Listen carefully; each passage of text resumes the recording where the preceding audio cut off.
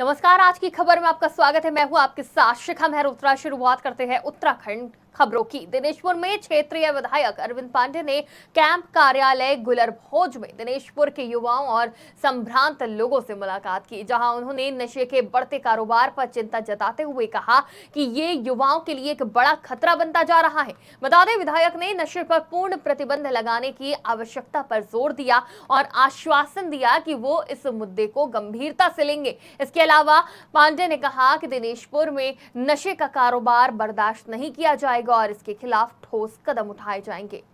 दिनेशपुर के इलाके से सभी सामाजिक लोग, राजनीतिक लोग इकट्ठे होकर मुझसे मांग करने आए हैं कि साहब हमारे दिनेशपुर के युवा पीढ़ी को, बच्चों को नशे से बचा लीजिए।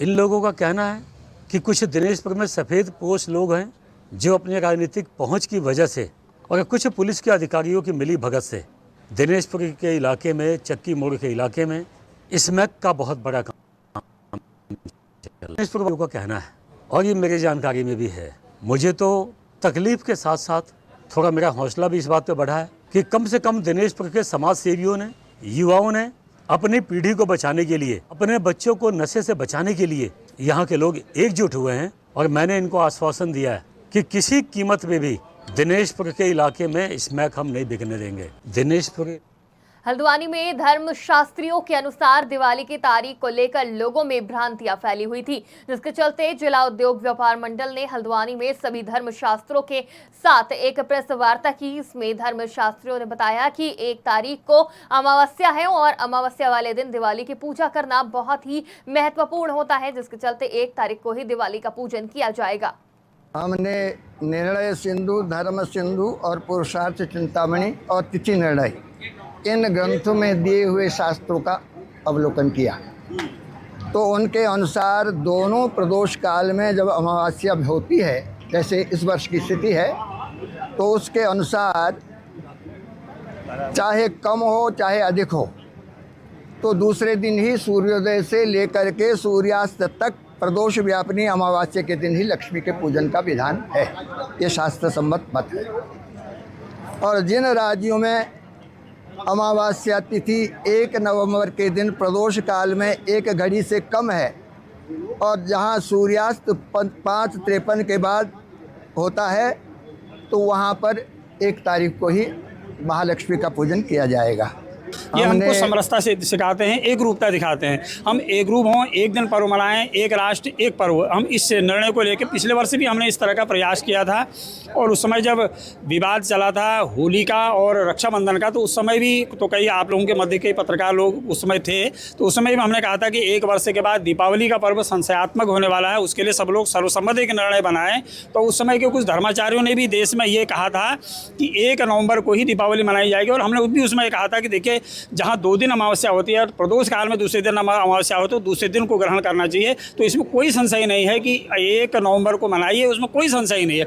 ये हमको समरसता से कि हिंदू सनातन धर्म, हिंदू सनातन की हम बात करते हैं तो यहाँ पर विघटित हो रहे हैं 2 दलों में। एक पक्ष कह रहा है कि 31 को दीपावली पर्व मनाना चाहिए, दूसरी तरफ एक पक्ष 1 नवंबर के पक्ष में है। तो ये जो यहाँ पर हो रहा है, दोनों हिंदू धर्म के ही दोनों लोग हैं जो कि आपस में विघटित हो रहे हैं। उसका सबसे बड़ा एक जो कि हम इसको स्तंभ समझते हैं सोशल मीडिया, तो इसी को लोग जो है इसका दुष्प्रचार हो रहा है। इसको एक हमने अपने सनातन धर्म की रक्षा के लिए हम इसको बहुत ज़्यादा सदुपयोग कर सकते थे, लेकिन इसका दुरुपयोग हो रहा है।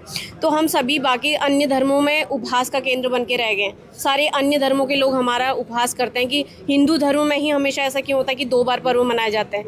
तो ये यहाँ पर प्रेस कॉन्फ्रेंस रखने का एक मकसद ये है कि हिंदू सनातन धर्म में एकरूपता लाई जाए और जो भी पर्व भारतवर्ष में मनाए जाते हैं उनको एक ही दिन मनाया जाए, 2 दिन न मनाया जाए। इसका उद्देश्य।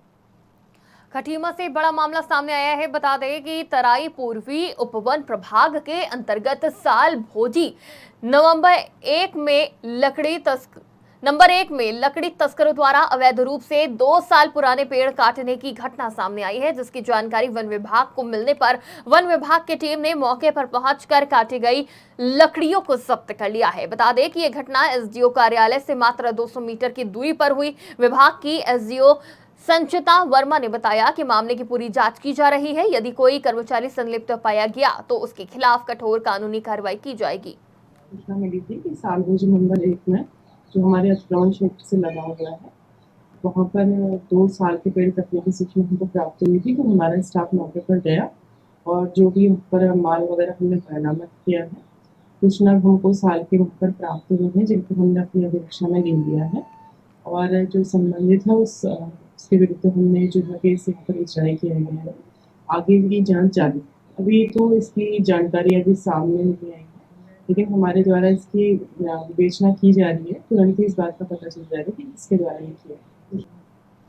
रामनगर के पूछड़ी गांव में वन विभाग द्वारा 151 परिवारों को बेदखली का नोटिस दिया गया, जिससे ग्रामीणों में असमंजस और नाराजगी है। ग्रामीणों का कहना है कि वो कई वर्षों से इस क्षेत्र में रह रहे हैं और उन्हें बुनियादी सुविधाएं भी सरकार द्वारा प्रदान की गई हैं। ग्रामीणों का दावा है कि उनके पास भूमि के अधिकार के सबूत हैं, लेकिन वन विभाग इसे वन क्षेत्र का मानते हुए उन्हें खाली करने का आदेश दे रहा है। वहीं वन विभाग ने इसे कानूनी कार्रवाई बताया है। साथ ही विभाग ने कहा कि ग्रामीणों को पहले भी नोटिस दिए गए थे, जिसके चलते प्रशासन ने इलाके में धारा 163 लागू कर दी, जिससे अगले 2 महीने तक किसी भी तरह के धरना प्रदर्शन पर रोक लगा दी गई है। तो मैं सरकार से कहना चाहूँगा कि ये लोग जो है कम से कम 50 सालों से यहाँ पर रह रहे हैं, बल्कि 50 से ज़्यादा यहाँ पर हो चुके हैं। इनका परिवार पूरा यहीं पर रह रहा है, खेती बाड़ी करके और अपना साग सब्जी बो करके, गाय भैंस पाल करके अपना जीवन यापन कर रहे हैं। तो इतना आसान नहीं होता किसी को उजाड़ना। और अगर ये लोग अवैध रूप से रह रहे हैं तो इनको आधार कार्ड की, राशन कार्ड की, बिजली की सुविधाएं क्यों दी गई? दूसरा क्या, इनको लोकसभा में, विधानसभा में और हर चुनाव में इनको चुनाव वोट डालने का अधिकार क्यों दिया गया? क्योंकि अवैध अगर व्यक्ति होता है तो उसको कोई भी अधिकार नहीं दिया जाता। अगर इनको यहाँ पे कोई भी आश्रय नहीं दिया जाता शुरू से, तो ये लोग यहाँ पर नहीं बसते। जब इनको पूरी तरीके से आश्रय दिया गया, उनको आश्वासन दिया गया, नेताओं द्वारा और सरकार द्वारा आश्वासन दिया गया, जो भी चुनाव आया, चुनाव के बाद में नेता लोग यहाँ पर आते थे और बोलते थे कि भाई हम आपको यहाँ से आपको जड़ने नहीं देंगे, आप लोग यहीं पर रहोगे हमेशा के लिए। तो जब इनको आश्रय मिला, इस चीज़ का आश्वासन मिला, तो इन लोगों ने अपने मकान बनाए, अपने परिवार को यहाँ पे रखा इन लोगों ने। तो आज जो है जब सारा इनका परिवार पूरा बस चुका है, घर बस चुके हैं यहाँ पर इनके 151 घर यहाँ पर है। 151 घर का मतलब वो 1000 आदमी कम से कम। तो अचानक में इनका फरमान आता है कि भाई आप लोग यहाँ से मकान खाली कर दो। भाई ऐसे कैसे खाली कर दो? अगर चलो ठीक है सरकारी ज़मीन है और आपको लग रहा है कि यहाँ से खाली कराना ज़रूरी है, तो इनके लिए पुनर्वास का क्या विचार है आपका? हमारा अपर कोसी रेंज है फॉरेस्ट की, वहाँ पे जो अतिक्रमण था उसको अतिक्रमण हटाए जाने के संबंध में कार्रवाई की जा रही है। वन विभाग द्वारा कुल 151 अतिक्रमणकर्ताओं को उसमें नोटिस दिए थे। इसमें से 146 के विरुद्ध उनके द्वारा बेदखली के आदेश पारित कर दिए गए हैं। बेदखली आदेश के उपरांत इसमें बेदखली आदेश जुलाई माह में जारी किए गए थे, जिसके बाद अभी तक कई लोगों ने अतिक्रमण नहीं हटाया है। वन विभाग द्वारा इसमें पुलिस प्रशासन से सहयोग मांगा गया है, जिसके क्रम में हमारे द्वारा उनको पूर्ण सहयोग दिया जा रहा है और पूरी सारे वन विभाग द्वारा ग्राम पूछड़ी में 151 परिवारों को नोटिस दिए गए हैं, जो कि उनके बेदखली के आदेश पारित किए गए हैं। और जो ग्रामीण हैं यहाँ लगभग पिछले 30-40 सालों से रह रहे हैं और वन विभाग की ये जो तानाशाही है बड़ा अन्यायपूर्ण है। और हम ये कहना चाहते हैं कि जो अंतिम नोटिस बेदखली का आया है वो 20 जून को पारित हुआ है। हमारी वन विभाग से ये दरख्वास्त है, ये निवेदन है कि अपना पूरा सर्वेक्षण करके इन ग्रामीणों को ना हटाया जाए, क्योंकि यहाँ सारी सुविधाएं हैं, बिजली है, पानी है, मूलभूत सुविधाएं हैं, सबके राशन कार्ड हैं, आधार कार्ड है।